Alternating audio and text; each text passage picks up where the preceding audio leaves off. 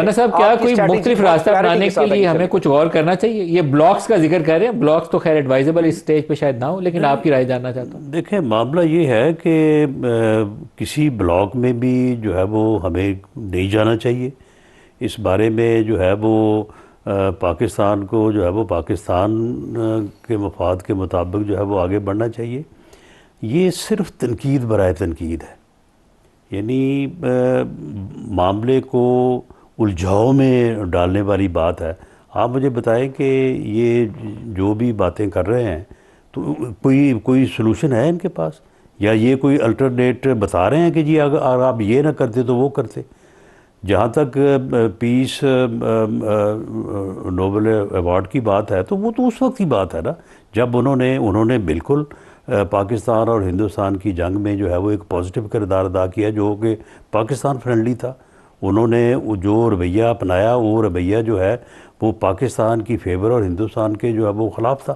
تو اس وقت ان کے اس عمل کی بنیاد کے اوپر اگر یہ بات کی گئی ہے، تو اس کے بعد اگر ان کا عمل جو ہے وہ کسی اور جگہ پہ ادروائز ہے، تو ہم نے کب کہا ہے کہ ان کو اسرائیل کی جو ہے وہ حمایت کرنے کی پاداش میں جو ہے نوبل ایوارڈ جو ہے وہ دیا جائے؟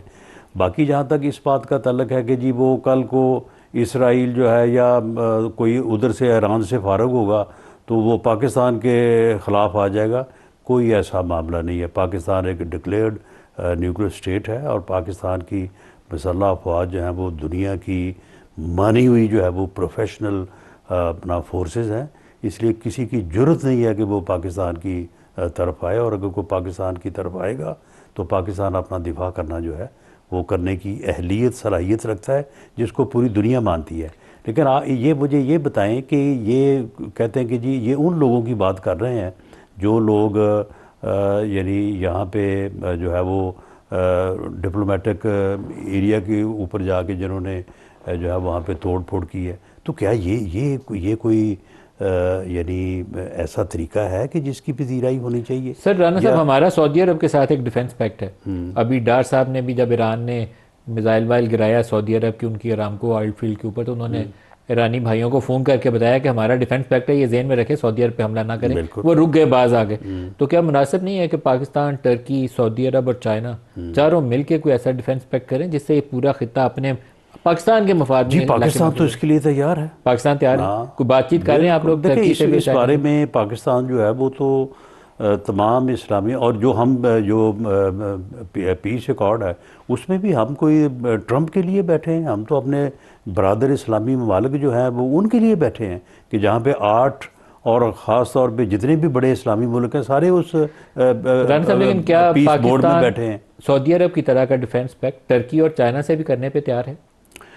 دیکھیں جی، اس بارے میں کوئی بات اگر یعنی چل رہی ہو تو میری انفارمیشن میں تو نہیں ہے، لیکن اگر ہم سعودی عرب سے یہ ایکارڈ کر سکتے ہیں تو ٹرکی سے کیوں نہیں؟ ٹرکی سے بات چیت تو ہو رہی ہے، لیکن کس سٹیج پہ مجھے پتہ نہیں۔ تو اگر ٹرکی، پاکستان، سعودی عرب اور چائنا چاروں مل کے اگر ایسا ہو جائے تو اس سے اور بہتری کیا ہو سکتی ہے؟